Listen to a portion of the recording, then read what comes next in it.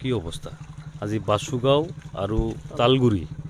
যিখন সংযোগী ৰাস্তা আজি এনেকুৱা যে অৱস্থা হৈছে চৰকাৰেতো কৈ আছে যে আমি ডেভেলপ কৰি আছোঁ কেৱল এচি ৰুমত বহি ডেভেলপৰ কথা ক'লে নহ'ব